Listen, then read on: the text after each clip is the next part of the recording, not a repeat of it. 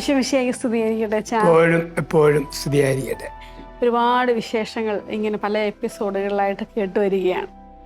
അപ്പം എപ്പോഴും അച്ഛൻ പറയുന്നൊരു കാര്യമുണ്ട്, കുടുംബജീവിതം അതൊരു കലയാണ്, ശരിയല്ലേ? അങ്ങനെ ഒരുപാട് എപ്പിസോഡിൽ എന്നോട് പറഞ്ഞിട്ടുണ്ട്. പക്ഷേ ഈ കല എന്ന് പറയുന്നത് എപ്പോഴും അങ്ങനെ അപ്ഡേറ്റ് ചെയ്തുകൊണ്ടിരിക്കേണ്ട ഒരു കാര്യമാണല്ലോ. അപ്പോൾ ഈ കലയിൽ പുതുതായിട്ട് എന്തെങ്കിലും കൂടെ കൂട്ടിച്ചേർക്കാനുണ്ടോ എന്നാണ് ഇന്നത്തെ എൻ്റെ എപ്പിസോഡിലെ ഒരു ചോദ്യം. പണ്ടൊത്തിരി കാര്യങ്ങൾ പറഞ്ഞെങ്കിലും ഇനിയും ഒരുപാട് കാര്യങ്ങൾ അച്ഛൻ്റെ ഉള്ളിൽ ഇങ്ങനെ കണ്ടെത്തി വരുന്നുണ്ട്. നമ്മൾ ഒത്തൊരുമിച്ച് ജീവിക്കുക എന്നുള്ളതാണ് സമൂഹത്തിൻ്റെ ബലം. ഒരു മന്ത്രിസഭ ഒരുമിച്ചെടുക്കുന്ന തീരുമാനവും ഒന്നിച്ചെടുക്കുന്നതുമാണ് ഒരു സർക്കാരിൻ്റെ വില. ഈവൻ അടുത്തൊരു ഇലക്ഷനിൽ ജയിക്കണോ എന്ന് തീരുമാനിക്കുന്നതും ഈ ഒരുമിച്ച് നിൽപ്പാണ്.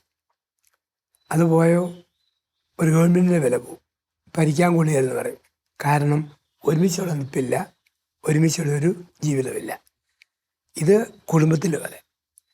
ഒരുമിച്ച് നിൽക്കുന്നത് കാണുമ്പോഴാണ് മക്കൾക്ക് സന്തോഷം.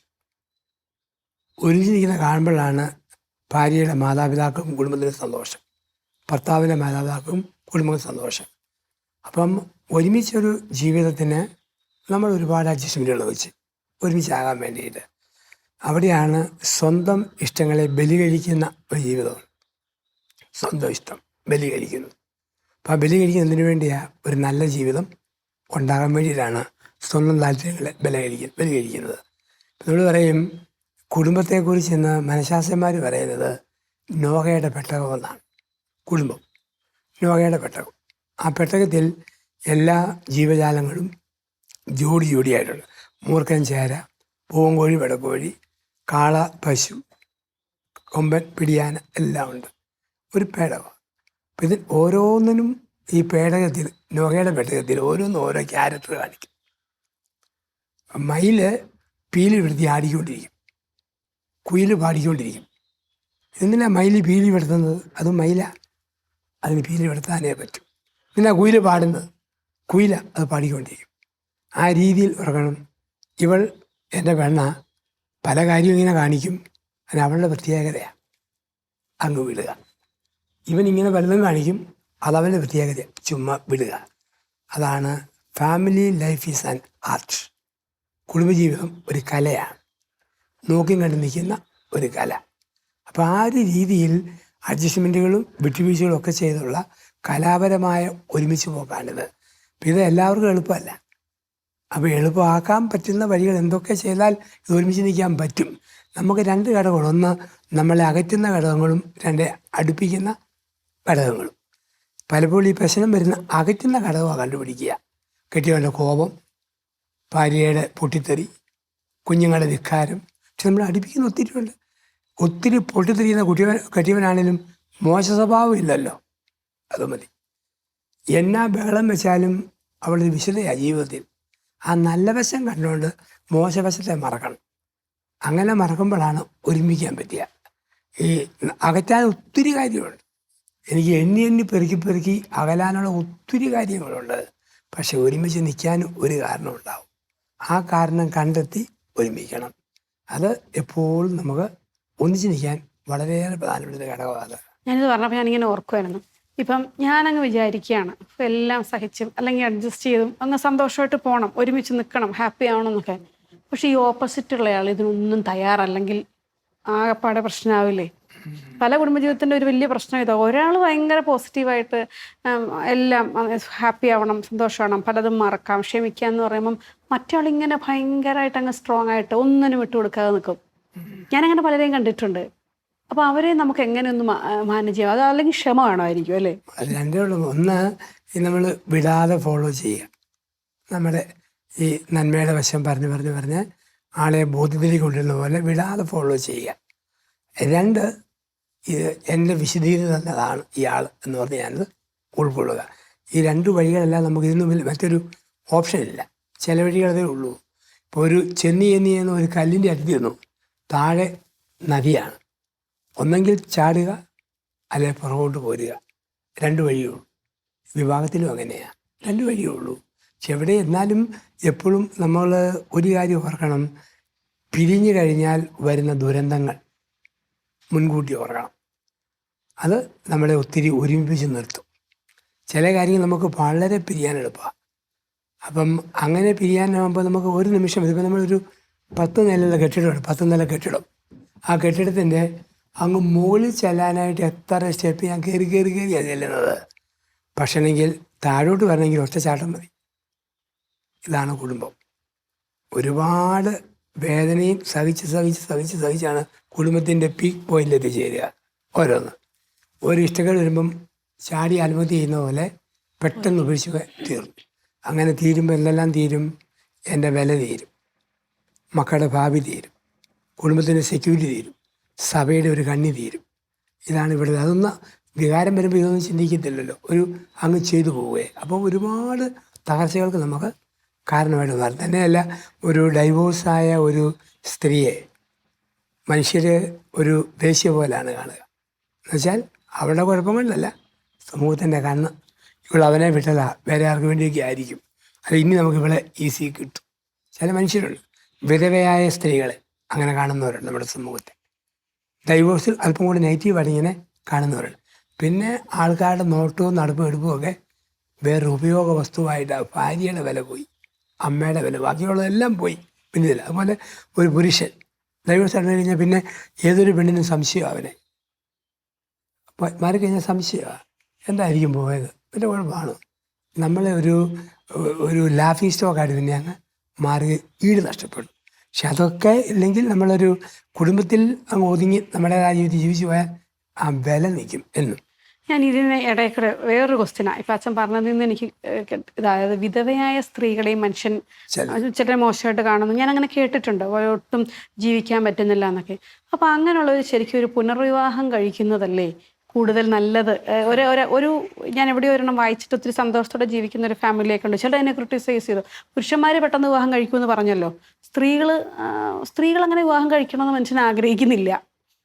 അല്ലെങ്കിൽ സ്ത്രീകൾ വീണ്ടും രണ്ടാമതൊന്നും കൂടെ വിവാഹം കഴിച്ചു കഴിഞ്ഞാൽ, ഇപ്പോൾ കുറച്ചൊരു മിഡിൽ ഏജ് കഴിഞ്ഞവരാണെങ്കിൽ ഒരു 40, 45, 50 ഒക്കെ വയസ്സിൽ അവർ വിധവകളായിപ്പോയി വീണ്ടും ഒരു വിവാഹം കഴിക്കുന്നതിനോട് നമ്മുടെ സമൂഹം അത്ര വലിയൊരു പോസിറ്റീവ് ആറ്റിറ്റ്യൂഡൊന്നും അല്ല. പക്ഷെ എന്നാൽ അവർ ഒറ്റയ്ക്ക് ജീവിക്കുമ്പോൾ വലിയ പാടുമാണ്.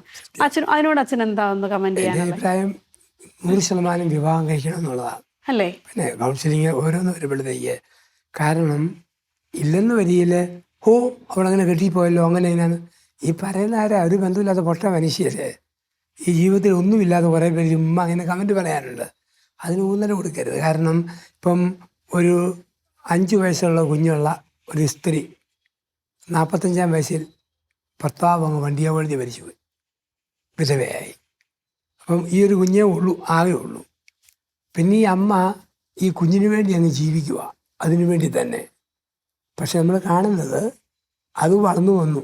പെണ്ണാണോ, ഏതോ ഒരുത്തിനെ കണ്ടു, അമ്മയ്ക്ക് പുല്ല് വില, അവൻ്റെ കൂടെ അവളങ്ങ് പോവും. അവനോ ഇഷ്ടപ്പെട്ട പെണ്ണിനെ കാണും. എന്ന് വെച്ചാൽ തള്ളമാരിരുന്ന് പറയാം, എൻ്റെ അച്ഛാ വേറെ ഒരാളെ കെട്ടിയാൽ മതിയായിരുന്നു. ആരുമില്ല പിന്നെ ഇവർക്ക് ഇന്നത്തെ കാലം. പണ്ടതല്ല, പണ്ട് വിധവയായ അമ്മയെ ശരിക്കും നോക്കുന്ന മക്കളുടെ ഒരു കാലം ഉണ്ടായിരുന്നു. ഇന്ന് സാഹചര്യം കൊണ്ട് ഇവർക്കും പറ്റിയല്ല, ദൂരങ്ങളിലേക്ക് പോകണം, പലയിടത്തും പോകണം. അപ്പം അതൊരു വിഡിത്തമാണ്. അല്ല, പലരും പറയാറില്ല ഒരു കൂട്ടാണ് ആവശ്യം ഒരു പ്രായം കഴിയുമ്പോൾ, അങ്ങനെ പറയാറില്ലേ? അല്ല, അപ്പൊ സത്യം പറഞ്ഞു കഴിഞ്ഞാൽ ഇപ്പൊ അതിനെ നമ്മൾ പ്രോത്സാഹിപ്പിക്കേണ്ട കാലമായെന്ന് തോന്നുന്നല്ലേ? വീണ്ടും ഒരു പുനർവിവാഹത്തെ കുറിച്ചൊക്കെ ചിന്തിക്കാൻ എല്ലാവരും ധ്യാനങ്ങളൊക്കെ പറയാറുണ്ട് കേട്ടോ. അങ്ങനെ നമ്മളിങ്ങനെ ആകുന്നതാണ് നല്ലത്, അല്ലാതൊരു അതല്ല. ഇങ്ങനെയുള്ള കാലം മാറുമ്പോൾ ഇങ്ങനെയൊക്കെ വേണം. ചില മക്കൾ തന്നെ മുതിർന്നൊരു അമ്മയോട് പറയും, അമ്മ ഇവരെ കല്യാണം കഴിച്ചുകൂടെ, ഞങ്ങളുടെ വഴിക്കൊക്കെ പോവുകയല്ലേ എന്നൊക്കെ പറയുന്ന അറിവുള്ള മക്കളും ഉണ്ട് ആ രീതിയില്ലേ. അപ്പം അവിടെ അത് സമൂഹം എപ്പോഴും ഒരു പ്രത്യേക കണ്ണോടെ കാണും. നമ്മുടെ ഒരു സൈക്കോളജിക്കലായിട്ടുള്ള ഒരു ഭാവം അത് പിന്നെ മാറ്റമില്ല. പക്ഷേ ഈ ഒരു ഓപ്ഷൻ വരുവാണെങ്കിൽ, കല്യാണം കഴിക്കാനുള്ള ഒരു സാഹചര്യം ഉണ്ടെങ്കിൽ, ഒരു 19 വയസ്സിനൊക്കെ ഉള്ളിലുള്ളവരാണെങ്കിൽ കഴിച്ചു പോകുന്നതാണ് നല്ലത്. പക്ഷേ ഈ പുരുഷന്മാരെ കുറിച്ച് പറയുമല്ലോ, അവർ 50 അല്ല 60 അല്ല 70 ആയാലും പുനർവിവാഹം കഴിക്കുന്നതായിരിക്കും നല്ലതെന്ന്. സ്ത്രീകൾ പിന്നെ ആ പ്രായം കഴിഞ്ഞ് കഴിഞ്ഞാൽ പിന്നെ അവർക്ക് ഒരു സൈക്കോളജി മാറ്റമുണ്ടേ. അവർക്ക് ഒരു നിശ്ചിത കഴിഞ്ഞാൽ പിന്നെ ഇവർ അങ്ങനത്തെ മറ്റൊരു താല്പര്യങ്ങളൊന്നും തന്നെ ഇല്ല. അവർക്ക് ചെറിയൊരു ആധ്യാത്മികതയും ദൈവം പഠിച്ച് പ്രാർത്ഥനയൊക്കെ ആയി അവരങ്ങ് ഒറ്റപ്പെട്ടോ അങ്ങനെ ഏകാന്തതയിലാണെങ്കിലും കഴിഞ്ഞു പോകാൻ ആരും ഡിപ്പെൻഡ് ചെയ്യണ്ടല്ലോ അല്ലേ?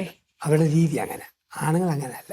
അവര് വേറെ അറിയാമല്ലോ, ഒന്നാമത് സ്ത്രീയുടെ അത്തരം പ്രാർത്ഥനയില്ല, പലതുമില്ല. അപ്പം അതുകൊണ്ട് അവർക്ക് വൈകാരികമായ ഒരു പൂർണ്ണതയിലേ പറ്റുള്ളൂ. സ്ത്രീയെ സംബന്ധിച്ച് ഒരു ആധ്യാത്മികത ഈ വൈകാരികതയ്ക്ക് സബ്സ്റ്റിറ്റ്യൂട്ട് ചെയ്യും. അതുപോലെ തന്നെ നമ്മുടെ ഈ കുടുംബജീവിതത്തെ സ്ട്രോങ് ആക്കാനായിട്ട് എന്തൊക്കെ ഘടകങ്ങൾ അച്ഛന് പറയാൻ പറ്റും? അതായത് സാധാരണ രീതിയിൽ കുറച്ചുകൂടെ ഒന്ന് ഒരു കെട്ടുറപ്പും ഇതൊക്കെ ഒന്ന് കൂട്ടാൻ വേണ്ടിയിട്ട്. അത് നമ്മളെപ്പോഴും പറയുന്ന ഒരു കാര്യമാണ്, ഈ മനഃശാസ്ത്രപരമായ കോഴ്സുകളിലൊക്കെ പങ്കെടുക്കണം, പോയി പങ്കെടുക്കണം. വർഷങ്ങൾ എത്ര കഴിഞ്ഞാലും കെട്ടിയവൻ ആരാന്ന് ഭാര്യയ്ക്ക് മനസ്സിലായിട്ടില്ല. മക്കളായി അങ്ങ് ജീവിച്ചു, പക്ഷെ തനിമയും തനി ക്യാരക്ടറും മനസ്സിലാക്കാൻ പറ്റില്ല. ഭാര്യയോട് ജീവിച്ചു, എത്ര നാൾ കഴിഞ്ഞാലും ഇഷ്ടാനിഷ്ടങ്ങളോ കാര്യങ്ങളോ അവളുടെ അതൊന്നും മനസ്സിലാക്കാൻ പറ്റാത്ത ഭർത്താവുമുണ്ട്. അപ്പം അങ്ങനെ വന്നു കഴിയുമ്പോഴത്തേന് അസ്വസ്ഥതകളാണ്. അതുകൊണ്ടാണ് ഈ സൈക്കോ സ്പിരിച്വൽ കൗൺസിലിംഗ് ഉണ്ട് നല്ലത് ദമ്പതികൾക്ക്. നമ്മൾ അങ്ങനെയുള്ളത് ഇപ്പോൾ ചുമ്മാ ഒരു അച്ഛന്മാരുടെ ഉപദേശമല്ല, വളരെ ലേണഡ് ആയിട്ടുള്ള സൈക്കോ സ്പിരിച്വൽ കൗൺസിലിംഗ് അത് ഒത്തിരി ഹെൽപ്പ് ചെയ്യും. ഒരു തിരുത്താനും ഒന്ന് ഏത് മേഖലയിൽ പോകണം മുന്നോട്ട് പോകാനുള്ള അറിവ് കിട്ടും. രണ്ടാമതാണ് ദാമ്പത്യ വിജ്ഞാന സെമിനാറുകൾ. ഒരു ദാമ്പത്യത്തിന് അതിൻ്റെ അറിവ് കിട്ടുന്ന ആഴങ്ങൾ ഒഴിയുന്ന സെമിനാറുകളുണ്ട്. പിന്നെ സഭകളിലുണ്ട് ദമ്പതി ധ്യാനങ്ങളുണ്ട്. അത് നവദമ്പതിമാരുണ്ട്, മിഡിൽ ദമ്പതിയുണ്ട്, അങ്ങനെയുള്ള പല പല ഗ്രൂപ്പുണ്ട്. അപ്പം അങ്ങനത്തുള്ള കാര്യങ്ങൾ അതൊക്കെ പങ്കെടുക്കണം. നമ്മുടെ ഒരു വിചാരം നമുക്കെല്ലാം അറിയാമല്ലോ, ഇല്ല ഇനി എന്താണ് അങ്ങനെയല്ലേ പലരും. തീർച്ചയായും ഇപ്പോൾ ഒരു ടീച്ചറാണ് എങ്കിലും ഏതെല്ലാം അപ്ഡേറ്റ് ചെയ്യുന്ന കോഴ്സിന് പോകും. അല്ല, ഞാൻ എപ്പോഴും ഓർക്കും, ഓരോ തവണ അച്ഛൻ്റെ കൂട്ടത്തിൽ എപ്പിസോഡ് ചെയ്യുമ്പം പോലുമാണ് എനിക്ക് ഭയങ്കര സന്തോഷമാണ്. ഓരോ ധ്യാനം കൂടി അനുഭവം ഞാൻ ഇടയ്ക്കിടയ്ക്ക് പറയുന്ന പറഞ്ഞാൽ എല്ലാം കേട്ടതായിട്ടുണ്ടാവാം, അല്ലെങ്കിൽ പുതുതുണ്ടാവാം, പക്ഷെ എങ്കിലും നമുക്കൊരു സന്തോഷമാണ് അത് കേൾക്കുമ്പോൾ ഒന്നും കൂടെ നന്നാവാൻ. അപ്പോൾ ഏത് ജീവിതത്തിലും അപ്ഡേറ്റ് ചെയ്യണം, ഡോക്ടർമാരോ നഴ്സുമാരോ അധ്യാപകരോ ആരും. അതുപോലെ വിവാഹ ജീവിതം ഒരു കലയാണ്. ഒരുമിച്ചുള്ള ജീവിതമാണെങ്കിൽ അത് ഒന്നിക്കാൻ ബലം കിട്ടുന്ന എന്തെല്ലാമാണോ അതൊക്കെ നമ്മൾ നേടണം. ഇപ്പം നമ്മൾ പിരിയാൻ പല കാര്യം കാണുന്ന പോലെ ഒരുമിക്കാൻ പല കാരണം നല്ല ധ്യാനങ്ങൾ സെമിനാറുകൾ കിട്ടും, നല്ല പുസ്തകങ്ങളുണ്ട്. അതൊക്കെ വായിച്ച് ധ്യാനിച്ച് ഒരുമിപ്പിൻ്റെ ബലത്തിലേക്ക് നമ്മൾ കടന്നു വരണം. കാരണം അതിനുള്ള ഒരുപാട് സാഹചര്യങ്ങൾ ഇന്ന് കൊടുക്കുന്നുണ്ടല്ലോ, ഇഷ്ടം പോലെ. കാരണം ഒന്നുമല്ലെങ്കിലും വേണ്ട, നമ്മുടെ എപ്പിസോഡ്സ് ഒക്കെ പിന്നെ യൂട്യൂബ് തുറന്നു നോക്കിയാൽ തന്നെ ഇഷ്ടം പോലെ കേൾക്കാവുന്നുള്ളൂ. നമ്മുടെ ഈ ആഴ്ചയിലുള്ള ഈ അരമണിക്കൂർ മതി, ധാരാളമാണ്. കാരണം നമ്മൾ ഒന്ന് റിമൈൻഡ് ചെയ്യാനും അതാണല്ലോ എന്ന് ചിന്തിക്കാനും ഒക്കെ ധാരാളം കാരണമായിട്ട് മാറും. പിന്നെ ഇതൊരു കലയായിട്ട് മുൻപോട്ട് പോകുമ്പോൾ ചില കുത്തിവരകൾ വരുമല്ലോ. അപ്പോൾ ഏറ്റവും കൂടുതൽ ശ്രദ്ധിക്കേണ്ട, നമ്മൾ ഒഴിവാക്കേണ്ട, അച്ഛൻ ഏറ്റവും കൂടുതൽ കുടുംബജീവിതത്തിൽ ഒട്ടും കൊള്ളില്ല എന്ന് തോന്നുന്ന ഒരു കാര്യം എന്താ? അത് ഈ താറ്റി പറയുന്ന സംസാരങ്ങളാണ്. അത് ഏതൊരു മനുഷ്യനും വില ആകുകയും. അപ്പം താറ്റി പറയുന്ന വർത്തമാനങ്ങൾ ഒരിക്കലും നമ്മൾ നടത്താതിരിക്കാൻ ശ്രദ്ധിക്കണം. ഒരു വാല്യൂ കൊടുക്കണം, അല്ലേ? വാല്യൂ കൊടുക്കണം. അപ്പോൾ ഒരു സ്ത്രീ എപ്പോഴും ഓർക്കണം, ഒരുപാട് പുരുഷന്മാരെ കണ്ടിട്ടുണ്ട്, പക്ഷെ ഞാൻ ഒരുത്തൻ്റെ പേര് എൻ്റെ മോതിരത്തിൽ എഴുതിയിട്ടു. 100 പേരുടെ പേര് എൻ്റെ മോതിരത്തിലില്ല. ഭർത്താവ് ഓർക്കണം, ഒരുപാട് പെണ്ണുങ്ങളെ കണ്ടു, പക്ഷെ ഒരുത്തിയുടെ പേര് എൻ്റെ പേരിൽ കയറിയിട്ടുള്ളൂ. അപ്പോൾ അതിൻ്റെ ആ ഒരു ചിന്ത നമ്മൾ എപ്പോഴും വേണം. അതുകൊണ്ടാണ് പറയുന്നത് ഈ മോതിരം വെച്ച് ധ്യാനിക്കണമെന്ന് പറയും. മോതിരം വെച്ച് ധ്യാനിക്കണം. മോതിരം അതൊരു വിവാഹത്തിന് വളരെ ഒരുമിപ്പിന് ഏറ്റവും സഹായമാണ് മോതിരം വെച്ചുള്ള ധ്യാനം. ഒന്നാമത് മോതിരത്തിന് 4 പ്രത്യേകതയുണ്ട്. നമ്മുടെ വിവാഹ മോതിരത്തിന് അതെല്ലാ ദമ്പതികളും ഓർക്കേണ്ടതാണ്. ഒന്നാമത്തെ പ്രത്യേകത ഇരുമ്പ്, ചെമ്പ്, അലുമിനിയം, പിച്ചളയല്ല, ഏറ്റവും വിലപ്പെട്ട സ്വർണ്ണമാണ്. അപ്പോൾ ഏറ്റവും വിലപ്പെട്ട സ്വർണം കൊണ്ട് മോതിരം ധരിക്കുമ്പോൾ ഭർത്താവ് ഭാര്യയോട് വരുന്നു, നീയാണ് എനിക്ക് ഏറ്റവും വിലപ്പെട്ടവൾ. അവൾ തീർച്ചയായിട്ടും എനിക്ക് ഏറ്റവും വിലപ്പെട്ടവൾ. വില കുറഞ്ഞതല്ല, ഏറ്റവും വിലപ്പെട്ടതാണ്. അതാണ് കാണിക്കുന്നത് മോതിരം. രണ്ടാമത് ഈ മോതിരത്തിൻ്റെ പ്രത്യേകത അത് അഭിമാനമാണ്. എന്തിനാ വിരലെ മോതിരം എന്ന് വെച്ചാൽ ഒരു ആവശ്യമുള്ളതല്ലല്ലോ, അഭിമാനമാണ്. അപ്പം ചിലർ കൈ പോകും, അച്ഛനിപ്പോൾ എവിടെ, ഇത് കാണിക്കാൻ വേണ്ടിയാണ്. ഇത് അഭിമാന ഭാഗമാണ്. അപ്പം ഭർത്താവ് എപ്പം വിരൽ പൊക്കിയാലും ഭാര്യയുടെ പേര് ഇങ്ങനെ പൊങ്ങി നിൽക്കും, നീ എൻ്റെ അഭിമാനമാണ്. ഭാര്യ എപ്പം വിരൽ പൊക്കിയാലും അവളുടെ വിരൽ പൊങ്ങി നിൽക്കും, ഈ ചേട്ടൻ്റെ അഭിമാനമാണ്. അപ്പോൾ നമ്മൾ ഒരുമിപ്പിക്കുന്നതൊക്കെ ഓർക്കണം, ബലപ്പെട്ടതാണ്, അഭിമാനമാണ്. ഒന്നുകൂടെ ഉണ്ട്, വേറൊരു ചിന്തയുണ്ട്. മോതിരത്തിൽ വിളിക്കുന്ന വാക്ക് റിങ്ങാണ്. സ്കെയിലിന് അറ്റമുണ്ട്, മോതിരത്തിന് അറ്റമില്ല. വട്ടത്തിന് അറ്റമില്ലല്ലോ, ഇങ്ങനെ സ്കെയിലിനാണ് അറ്റമുണ്ട്, അന്ത്യമില്ല. അപ്പം അതിനകത്ത് തന്നെ കല്യാണം കഴിച്ച് അന്ന് ഇൻഡയറക്റ്റായിട്ട് പറയുന്നു, അവസാനിക്കാത്ത സ്നേഹം നിനക്ക് ഞാൻ തരും മോതിരം. അവളും പറയും അവസാനിക്കാത്ത സ്നേഹം ഞാൻ കെട്ടിയവന് തരും. അപ്പം അന്ത്യമില്ലാത്തൊരു സ്നേഹത്തെക്കുറിച്ചാണ്. അവസാനം റിങ് എന്ന് പറയുന്നത് കിണറ്റിലിറക്കുന്ന സാധനമാണ്. റിങ് ഇറക്കുക കിണർ കുത്തുമ്പോൾ എന്ന് പറഞ്ഞാൽ ദാമ്പത്യം ഒരു മരണക്കെട്ടിലെ മോട്ടോർ സൈക്കിൾ വേലയാണ്. ഈ മരണക്കെട്ടിലെ മോട്ടോർ സൈക്കിൾ വേലകൾ അതാണ്. കെട്ടിച്ച് വിടുന്ന അച്ഛനും ക്യാമറക്കാരനും വീഡിയോക്കാരനും പറയുന്നു, ഇനി ഞങ്ങൾക്ക് എൻട്രി ഇല്ല, നിങ്ങൾക്ക് ഇനി എക്സിറ്റും ഇല്ല. രണ്ടുപേരും കൂടെ മരണക്കെട്ടിലെ മോട്ടോർ സൈക്കിൾ വേല അവിടെ നടത്തിയിട്ടുള്ളൂ എന്ന് പറഞ്ഞ് എല്ലാവരും സലാം പറഞ്ഞു പോവും. ആശീർവാദം കൊടുത്ത അച്ഛനും കടന്നു പോവും. പിന്നെ ആ ബാലൻസിൽ ഉള്ള ഓട്ടമുണ്ടല്ലോ, വീഴാതെ, ആ ഓട്ടമാണ് ദാമ്പത്യം. അത് എതിർപ്പും കലവും എന്ന ഇടയ്ക്ക് വീണ് തലകുത്തിപ്പൊടിയും, ഇല്ലെങ്കിൽ ഒരേ ബാലൻസിൽ അത് ഓടിക്കൊണ്ടിരിക്കും. അപ്പം അങ്ങനെയുള്ള ഒന്നായിട്ടാണ് കാണണം. അപ്പോൾ അവിടെ നമ്മൾ ഒരിക്കലും താഴ്ത്തി പറയാം. ഭർത്താവിന് തോന്നല്ലേ ചിലപ്പം ഭാര്യയുടെ വാക്ക് കേട്ട് ഞാനങ്ങ് കൊച്ചായിപ്പോയി, പിന്നെ വേറെ പല രീതിയിൽ അത് പ്രതികരണം വരും. ഭാര്യയുടെ ലെവലും കഴുത ശവം അങ്ങനെ പറഞ്ഞു കഴിഞ്ഞാൽ തീർച്ചയായിട്ടും ഭാര്യയുടെ വില കുറയും. അങ്ങനെ വില കുറഞ്ഞാൽ എന്ത് സംഭവിക്കും? പിന്നെ വേറെ മറ്റൊരു കാര്യത്തിന് ചുമ്മാ അങ്ങ് അരിശപ്പെടും. ചിലപ്പോൾ ചോദിക്കും, ഇത്രയും കുഞ്ഞു കാര്യത്തിന് എന്തിനാണ് ചുമ്മാ അരിശപ്പെടുന്നത്? കുഞ്ഞു കാര്യമല്ല, ഒരുപാട് കാര്യങ്ങൾ ജില്ലാ സമ്മേളനം കിടപ്പുണ്ട്, ഒരെണ്ണം എടുത്തു വരുന്ന. അത് ആ ഒരു തിരിച്ചറിവ് ഭർത്താവിനും വേണം, ഭാര്യയ്ക്കും വേണം. അങ്ങനെ വന്നാൽ തന്നെ ഒത്തിരി കാര്യങ്ങൾ. അപ്പം ചിലവർ എൻ്റെ അച്ഛോ, ഞാൻ വീട്ടിൽ തെറി പറഞ്ഞ് കേട്ടിട്ടില്ല. ഈ കെട്ടിയോൻ്റെ കൂടെ കൂടിയ ശേഷം തെറിയോട് തെറി. ഒരു പ്രായമുള്ള അമ്മച്ചി പറഞ്ഞു, എൻ്റെ അച്ഛ എൻ്റെ കെട്ടിയവൻ അൽഷിമേഴ്സ് അസുഖം വന്നു, പല കാര്യവും മറന്നുപോയി, പക്ഷെ ഭാഗ്യത്തിന് പണ്ട് പറഞ്ഞ തെറിയും അങ്ങ് മറന്നുപോയി, അതെൻ്റെ വലിയ ഭാഗ്യമെന്ന് പറഞ്ഞു. അപ്പം അതുകൊണ്ട് വാക്കുകൾ ഇതൊക്കെയാണ് ചിലപ്പോൾ ഒരു ചെറുതെന്ന് ആരംഭിച്ച് ഒരു വലുതായിട്ട് മാറുന്നത്. കൊച്ചു കാര്യം ശ്രദ്ധിച്ചാൽ മതി. ക്രിസ്തു പറഞ്ഞില്ലേ, ചെറിയ കാര്യങ്ങളിൽ വിശ്വസ്തൻ, വലിയ കാര്യങ്ങളിൽ വിശ്വസ്തനായിരിക്കും. അത് ഒരു ഒറ്റ കാര്യത്തിൽ എല്ലാ കാര്യത്തിലും ഉണ്ടത്. നമ്മുടെ കുഞ്ഞു കാര്യങ്ങളുടെ അശ്രദ്ധയാണ് വലിയ കാര്യങ്ങളുടെ തകർച്ചയിലേക്ക് നമ്മളെ കൊണ്ടുപോകുന്നത്. അപ്പോൾ ഇതിൽ അച്ഛൻ പറഞ്ഞാൽ ഈ വാല്യൂ കൊടുക്കണം എന്നുള്ളത് 100% കേട്ടോ. ഞങ്ങളൊക്കെ ഭാര്യമാരായതുകൊണ്ട് എനിക്ക് നന്നായിട്ടറിയാം. അങ്ങനെ ഉണ്ടെങ്കിൽ നമുക്കൊരു ഒരു വില ഉണ്ടാവണം എന്ന് നമ്മൾ എപ്പോഴും പറയുമല്ലോ. അതുപോലെ തന്നെ ഞാൻ ഓർക്കുന്ന കാര്യം, ഈ വിവാഹപരക്ക സെമിനാറിൽ ഞാൻ ഏറ്റവും അധികം കേട്ടിട്ടുള്ള കാര്യം, ഈ ഭാര്യ വീട്ടുകാരെ, ഭർത്താക്കൻ്റെ വീട്ടുകാരെ, അവരൊന്നും നിൻ്റെ അപ്പൻ അങ്ങനെ, നിൻ്റെ ആങ്ങളെ അങ്ങനെയൊന്നും താഴ്ത്തി കെട്ടി പറയരുതെന്ന് കേട്ടിട്ടുണ്ട്. പക്ഷേ ഇപ്പോൾ തോന്നുന്ന കാര്യം, പണ്ട് ഇതൊക്കെ പലതും പറഞ്ഞു കാണും. ഇപ്പം ഇത്രയും കാലമായില്ലേ, പലരും സിൽവർ ജൂബിലി കടക്കാറായവരും അത് കഴിഞ്ഞവരും ഒക്കെയാണ്. അപ്പോൾ ഇനി പഴയത് കുത്തിപ്പൊക്കിയിട്ട് കാര്യമില്ലല്ലോ. അപ്പോൾ പഴയത് മറക്കുക എന്നുള്ളതും ഒരു വലിയ കാര്യമല്ലേ. പിൻവാതിലുകൾ അടയ്ക്കുക എന്ന് വേണമെങ്കിൽ പറയാം. അതിൻ്റെ ഒരു പ്രാധാന്യം എന്താ? ഈ പഴയ കാര്യങ്ങൾ കുത്തിപ്പൊക്കി സംസാരിക്കുന്നതിൻ്റെ ഒരു ബുദ്ധിമുട്ടും അത് ചെയ്യാതിരിക്കേണ്ടതിൻ്റെ ഒരു ആവശ്യകതയെ. അതെ, നമുക്ക് ഈ വിവാഹം കഴിയുന്ന ആദ്യ കാലങ്ങളിൽ കേൾക്കുന്ന വാക്കും കിട്ടുന്ന വികാരവും പെരുമാറ്റവും മരണം വരെ നിൽക്കും. ജീവിതത്തിൻ്റെ ഇടത്താവളങ്ങളിൽ വരുന്നതൊന്നും അത്രയും നിൽക്കുകയില്ല. കാരണം ഏറ്റവും പ്രതീക്ഷയോടെ സ്റ്റെപ്പ് വെക്കുന്ന ആദ്യ നാളുകൾ, അത് അന്നത്തെ കല്ലുകടികൾ അതിങ്ങനെ മനസ്സിൽ കിടക്കും. പക്ഷെ നമുക്കൊരു അറിവും വിവേകവും വരുമ്പോൾ നമുക്ക് അറിയാം, കെട്ടി വന്ന നാളുകളിൽ എൻ്റെ ഭർത്താവിൻ്റെ അമ്മ എന്നോട് പറഞ്ഞ വാക്ക് സഹിക്കാൻ പറയുന്നത് ഈ മരുമകളുടെ 60-ാം വയസ്സിലാണ്. അങ്ങനെ മനസ്സിൽ നിന്ന് പോകാത്തവരുണ്ട്. അങ്ങനെ പോയില്ലെങ്കിൽ അവർക്ക് തന്നെയാണത് ദുരിതം. അൾസർ, അസിഡിറ്റി, ഉദരരോഗമൊക്കെ ആയിട്ട് ശ്വാസം മുട്ടൽ, ഇതെല്ലാമായിട്ട് അങ്ങ് മാറത്തേ ഉള്ളൂ ആ രീതികൾ. അപ്പം ചില കാര്യങ്ങൾ പോട്ടെ, ഫ്ലഷ് ടാങ്ക് ഫ്ലഷ് ചെയ്യുമ്പോൾ ഇന്നലകൾ പോവുക എന്നുള്ളതാണ്, പിന്നെ ഒരു പുതിയ ജീവിതം എന്നുള്ളതാണ്.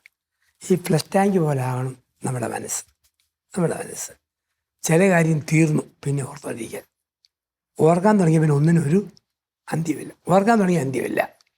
ചുമ്മാ പോട്ടെ. അങ്ങനെ പോട്ടേന്ന് വെച്ച് ജീവിക്കാൻ പഠിച്ചാൽ നമുക്ക് ഒത്തിരി അങ്ങോട്ട് മുന്നോട്ട് പോകാനായിട്ട് പറ്റും. ഇപ്പം ഒരമ്മ രാത്രി ഒറ്റയ്ക്ക് താമസിക്കുന്ന 70 വയസ്സുണ്ട്. ഇപ്പോൾ ഒറ്റയ്ക്ക് ജീവിക്കും ഭയങ്കര പേടിയാണ്. കള്ളം വരുമെന്ന് പേടിയാണ്. അവളമ്മ എന്നാ ചെയ്യും? ഒരു രാത്രി കിടക്കാൻ നേരത്തെ അമ്മ കയറി വരുന്ന വാതിലുണ്ടല്ലോ, വാതിലിനോട് ചേർത്ത് വലിയ മേശ വെച്ചു, 2 ചാക്ക് കപ്പ തള്ളിക്കൊണ്ട് വെച്ചു. ഒരു കള്ളനും തുറക്കാൻ പറ്റുകയില്ല, അത്രയും ബലമായി. തലയിൽ വാക്കത്തിയും വെച്ചു. അപ്പം അങ്ങനെയാണ് കിടപ്പ്. ഇതെല്ലാം ഉണ്ടായിട്ടും ഒരു രാത്രി കള്ളം പകുതി കയറി എല്ലാവരും ഒരു ശബ്ദവും കേൾപ്പിക്കാൻ മുഴുവൻ എടുത്തുകൊണ്ട് പോയി. അപ്പോൾ എന്തൊരു ഇടപാടായത്, ഇത്രയൊക്കെ ചെയ്തിട്ടും. അപ്പോഴാണ് മനസ്സിലായത് ഇത്രയൊക്കെ ഒരുക്കി വെച്ചപ്പം പുറവശത്തെ വാതിൽ അടച്ചില്ലായിരുന്നു. മുൻവാതിലെല്ലാം കരുതി വെച്ചു, പക്ഷെ പിൻവാതിൽ തുറന്നിട്ടു. അതിലെവിടെ കള്ളം കയറി? അല്ല, ഒന്നാന്തരം കുടുംബജീവിതം മുഴിച്ചു പോകുമ്പോഴും കഴിഞ്ഞ കാലത്തിന് ഒരു വാക്ക് പറഞ്ഞാൽ മതി, കുടുംബത്തിലേക്ക് തകർന്നു വരും. എന്തെങ്കിലും പറഞ്ഞാൽ മതി. അപ്പം എന്നെ അവർക്ക് അമ്പടി ഇത്രയും നാളായിട്ടും ഇത് മറക്കാതെ മനസ്സിരിക്കുകയാണല്ലോ, അമ്പട തൻ്റെ മനസ്സിൽ ഇപ്പോഴും ഇതുണ്ടല്ലേ, ആ ചിന്ത വരും. അങ്ങനെ വന്നു കഴിഞ്ഞാൽ പിന്നെ തൊടുന്നും പിടിക്കുന്നതെല്ലാം പിന്നെ നമുക്ക് പ്രശ്നമായി, അപകടമായി. അതുകൊണ്ടാണ് എപ്പോഴും പറയുക, നിങ്ങളെ പിന്നുള്ളതിനെ മറന്ന് മുമ്പോട്ട് പോവുക. അതാണ് സീറോ മലബാർ സഭയിലെ ധ്യാനങ്ങളിൽ പറയുന്നത്. രാജപുത്രി, നിന്റെ അഴ ആന്തരികമാകുന്നു, സ്വന്തം ജനത്തെയും പിതൃഗത്തെയും നീ മറന്നു കളയുക, നീ മാതാപിതാക്കൾ വിട്ടുപോവുക എന്ന് പറഞ്ഞാൽ സകല പിന്നാമ്പറങ്ങളും പിൻവാതിലുകളും അടച്ചിട്ട് മുമ്പോട്ട് പോകുന്ന ഒരു ജീവിതം. അപ്പം അവിടെ നമ്മൾ ശ്രദ്ധിക്കുകയും വേണം. ചില കാര്യം വേണമെന്ന് വെച്ചാൽ മാത്രം പോരാ, ചില കാര്യം ചെയ്താൽ നന്നാക്കാൻ പറ്റും, അതും കണ്ടുപിടിക്കണം. ചിലപ്പോൾ ശരിയാ, ഇനിയിപ്പോൾ ഇനി അങ്ങനെയൊന്നും പറയുന്നില്ല, അത് പോരാ. ഇപ്പം പറയുകയാണ്, പരീക്ഷയ്ക്ക് എഴുതാൻ പോയിട്ട് വന്നപ്പോഴത്തേക്ക് മാർക്കൊന്നുമില്ല. ഉടനെ കൊച്ചു പറയുകയാണ്, തന്നെ ഇടപാടാ, ഞാൻ ഒരു തെറ്റും എഴുതിയില്ല, എന്നിട്ടും ഞാൻ എന്നെ തോറ്റുപോയെ, എനിക്ക് 0 ഉള്ളല്ലോ. ശരിയാ, ഒന്നും എഴുതിയില്ലെങ്കിൽ 0, തെറ്റെഴുതിയാലും 0, ഒന്നും എഴുതിയില്ലെങ്കിലും വട്ടപൂജ്യമാണ്. ചിലപ്പോൾ ഇങ്ങനെ എഴുതണം, അത് പോസിറ്റീവായിട്ട് നമ്മൾ ചെയ്യണം ചില കാര്യങ്ങളെ. ഞാൻ ഇതുവരെ കെട്ടിയവനെ ദ്രോഹിച്ചിട്ടില്ല, ഒന്നും ചെയ്തിട്ടുമില്ല, 0 മാർക്കേ ഉള്ളൂ. ഇതുവരെ ഭാര്യയോട് ഞാൻ ഒരു രോഗവും ചെയ്തിട്ടില്ല, 0 ഉള്ളൂ. എന്നാ എഴുതി ഉത്തരം 2 മാർക്ക് കിട്ടാൻ എന്നാ ചെയ്തു? അങ്ങനെ ചെയ്യുന്നില്ല എന്ന് വരിയിൽ പരാജയമായിട്ട് മാറും, ദാമ്പത്യം പരാജയമായിട്ട്. എനിക്ക് തോന്നുന്നു അങ്ങനെയൊക്കെ ചെയ്യാൻ നമുക്ക് പറ്റണമെങ്കിൽ അച്ഛൻ ആദ്യം പറഞ്ഞ പോലെ വല്ല ധ്യാനം കൂടുകയോ പുസ്തകം വായിക്കുകയോ കുറച്ച് വിവരവും കൂടെ ഉണ്ടാവണം. അല്ല, പലരും ഇങ്ങനെയല്ലേ, ഞാനൊന്നും മിണ്ടുന്നില്ല, നിർത്തി, അല്ലെങ്കിൽ ശാന്തം. ഒരു ഇഷ്യൂ കഴിഞ്ഞ ദിവസം കേട്ടല്ലോ പോലെ ഒരു ഇഷ്യൂ, നമ്മൾ രണ്ടും തമ്മിലൊരു പ്രശ്നം ഉണ്ടായി, മൗനപ്പെട്ടങ്ങ് പോവാണ്. എന്നാൽ ഉള്ളിലുള്ളത് എന്താണോ, എന്താണ് ഈ മനുഷ്യൻ വിചാരിക്കുന്നത്, എന്താണ് പ്രശ്നം, ഇതൊന്നും ക്ഷമിച്ചോ അതെയോ ഓക്കെ ആയോ, ഇതൊന്നും പറയത്തില്ല. അങ്ങനെ കുറേ പേരെ കണ്ടിട്ടുണ്ട്. അപ്പോൾ ഇങ്ങനെ മൗനമാണ്. അപ്പോൾ മൗനത്തിൻ്റെ അർത്ഥം പോലും ഓപ്പോസിറ്റ് ഉള്ളവർക്ക് അറിയത്തില്ല. 2-ാം ദിവസം തൊട്ട് നമ്മുടെ ഉള്ളിൽ കിടക്കുക, ആ പ്രശ്നം സെറ്റിലായോ, പറഞ്ഞൊന്ന് ശരിയാക്കണമെന്നുണ്ട്, പക്ഷേ പിടിതരൂല, വിട്ടും തരൂല, ഒന്നും തരൂല. അങ്ങനെയുള്ളവരെ കണ്ടിട്ടില്ലേ അച്ഛാ? അത് അങ്ങനെയുള്ള മനുഷ്യരുണ്ട്. ഇവർ ചിലക്കൊരു പ്രശ്നം, നമ്മൾ എന്നാ പറഞ്ഞാലും പറയാൻ ഇഷ്ടപ്പെടുകയല്ല, അതൊന്നും പറയും. നാം മിണ്ടാതിരുന്നാലോ അതും പ്രശ്നമാണ്. ഇത് നമുക്ക് അവിടെ കൽപ്പിക്കാൻ പറ്റുകയല്ല. അത് പിന്നെ നമ്മൾ ആളെ ഉൾക്കൊള്ളുക എന്നുള്ളത് നമുക്ക് സാധിക്കത്തുള്ളൂ. പിന്നെ നമ്മളെ സംബന്ധിച്ച് ചെയ്യാൻ പറ്റുന്ന പോസിറ്റീവായിട്ട് ചെയ്യാവുന്ന കാര്യങ്ങളൊക്കെ നമ്മൾ ചെയ്യുക. ഒരു സ്ത്രീയാണോ, പരമാവധി പ്രസന്ന മുഖം വേണം, ഒരു മുഖത്തൊരു വെട്ടം വേണം, എങ്കിലേ ആണിന് ആകർഷണം തോന്നും. എന്നാ സൗന്ദര്യം മുഖത്തൊരു ഇടിമിപ്പാണോ, അടുക്കാൻ തോന്നില്ല. അത് ആണുങ്ങളുടെ ഒരു സൈക്കോളജിയാണ്. ആണുങ്ങളാണെങ്കിലും വിലയില്ലാത്ത വർത്തമാനം പറഞ്ഞാൽ ഭാര്യയ്ക്ക് അടുക്കാൻ തോന്നിയാല. നൊബിലിറ്റി ഉണ്ടോ, അടുക്കാൻ തോന്നും. അത് മനഃപൂർവ്വം കണ്ടുപിടിക്കണം. എന്തെല്ലാം കാര്യങ്ങളാണ് അകറ്റുന്നത്, എന്തെല്ലാം കാര്യമാണ് അടുപ്പിക്കുന്നത്. അത് കുറേ നാൾ ഒരുമിച്ച് ജീവിക്കും, മനസ്സിലാവും. ഒരു കാര്യം പറയുമ്പോൾ ഭാര്യയുടെ മുഖം വാടുന്നെങ്കിൽ അത് മെയിൻ ഞാൻ പറയാൻ പാടില്ലാത്ത കാര്യമാണ്. ഒരു കവിന് പറയും ഭർത്താവിൻ്റെ മുഖത്ത് പെട്ടെന്നൊരു ഇരുട്ട് വരുന്നാൽ അത് ഞാൻ പറയാൻ പാടില്ലാത്ത കാര്യമാണ്. പിന്നെ തിരുത്താൻ പറ്റാത്ത കാര്യം ഒരിക്കലും പറയല്ല കുടുംബത്തിൽ. അത് ഒരുമിപ്പിന് ആവശ്യമാണ്. തിരുത്താൻ പറ്റാത്തത് പറയുകയാണ്, തൻ്റെ മുഖത്ത് എന്നാ കറുപ്പാ മനുഷ്യായത്, അങ്ങനെ പറയില്ല. അത് ദൈവം കൊടുത്തതാ, അതവനെ കറുപ്പ് മാറ്റാൻ പറ്റിയല്ല. അല്ലേ ഭാര്യയോട് പറയുകയാണ്, ഏതാടി നിൻ്റെ ഒരു ഫിഗറും ഉന്തിയ വല്ലും ഇതാണോ, അത് പറ്റിയല്ല. നമുക്ക് പറയാ നിൻ്റെ കോപം കൂടുതലല്ല, അത് നമുക്ക് തിരുത്താൻ പറ്റും. തൻ്റെ വാക്ക് മോശമാണ്, തിരുത്താൻ പറ്റും. ചില കാര്യം തിരുത്താൻ പറ്റാത്ത ഒന്നും നമ്മുടെ വാക്കിലേക്ക്. പക്ഷെ ആ കലയിൽ വളരെ എക്സ്പേർട്സ് അല്ലേ നമ്മൾ മലയാളികൾ എല്ലാവരും. ഈ തിരുത്താൻ പറ്റാത്ത കാര്യം പറഞ്ഞാൽ അങ്ങോട്ടും ഇങ്ങോട്ടും ഇങ്ങനെ പരിഹസിക്കുക, എന്തായാലും മാറൂല. നമ്മളെ കൊച്ചാക്കാൻ വേണ്ടി അത് പാടില്ല. അതാണ് ഒരുമിപ്പിൻ്റെ കല എന്ന് പറയുന്നത്. നമ്മൾ അങ്ങനെ ഒരു ശ്രദ്ധ നമുക്ക് വേണം. അല്ല, ചിലരിങ്ങനെ കേട്ട് മുറിഞ്ഞ് അവസാനം പിന്നെ ഇതിൽ കൂടുതലൊന്നും പ്രതീക്ഷിക്കാനില്ല എന്നുള്ളൊരു ഉദാസീന അല്ലെങ്കിൽ ഒരു നിസ്സംഗ ഭാവത്തിലൊക്കെ ആയി പോകുന്നവരില്ലേ ഒത്തിരി പേര്. പിന്നെ അത് നമുക്ക് അതുകൊണ്ടൊരു പരിഹാരം ഉണ്ടാകുന്നില്ല. വേദനയായിട്ടല്ലേ മുന്നോട്ട് പോകുന്നതേ. ആ വേദന ഉണ്ടാകാതിരിക്കാൻ അല്പം ശ്രദ്ധാപൂർവമായ ചില പെരുമാറ്റം ഉണ്ടെങ്കിൽ സാധിക്കും. അപ്പോൾ നമ്മളിന്ന് ഒത്തിരി വിശേഷങ്ങൾ പറഞ്ഞു. എനിക്ക് ഭയങ്കരമായിട്ട് ഇഷ്ടപ്പെട്ടു ഇന്നത്തെ എപ്പിസോഡ്. കാരണം കൊച്ചു കൊച്ചു കാര്യങ്ങൾ ഞങ്ങൾക്കൊക്കെ അടക്കം പ്രാക്ടീസ് ചെയ്യാൻ പറ്റിയ ഒത്തിരി കാര്യങ്ങൾ കേൾക്കാനിടയായി. അപ്പോൾ അടുത്ത എപ്പിസോഡിൽ ഇങ്ങനത്തെ ഒത്തിരി വിശേഷങ്ങൾ കേൾക്കാൻ പറ്റട്ടെ. താങ്ക് യു അച്ഛാ. Thank you.